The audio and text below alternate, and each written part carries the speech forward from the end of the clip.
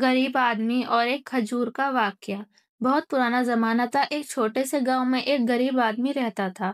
اس کے پاس نہ گھر تھا، نہ پیسے، نہ کھانے کو کچھ، مگر اس کے دل میں اللہ کا ایمان بہت مضبوط تھا۔ ہر نماز کے بعد وہ ہاتھ اٹھا کر کہتا، اے اللہ، میں تیرے در پر فقیر ہوں، تو ہی میرا رب ہے، مجھے کچھ دے تاکہ میں تیرے بندوں کی مدد کر سکوں۔ کئی دن بیت گئے مگر کچھ نہیں ہوا۔ ایک دن بھوک سے پریشان ہو کر وہ جنگل کی طرف نکل پڑا۔ وہاں اسے ایک سوکھا پیڑ دکھا جس پر بس ایک کھجور لٹک رہی تھی۔ اس نے سوچا شاید یہ اللہ کی طرف سے روزی ہے۔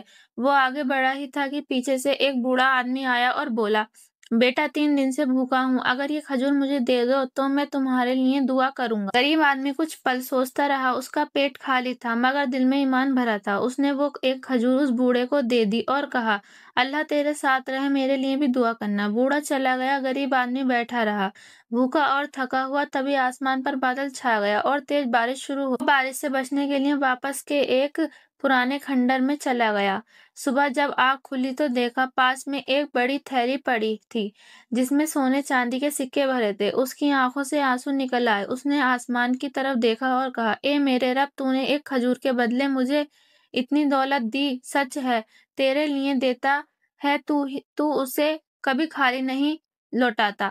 اس دن سے وہ آدمی امیر ہو گیا مگر اس نے کبھی گھمنڈ نہیں کیا۔ وہ روز لوگوں کی مدد کرتا، مسجد بنواتا، غریبوں کو کھانا کھلاتا اور کہتا، میں نے جب کچھ نہیں تھا تب بھی دیا تھا اور جب سب کچھ ہے تب بھی دوں گا، کیونکہ دینے والا اللہ ہے، میں نہیں۔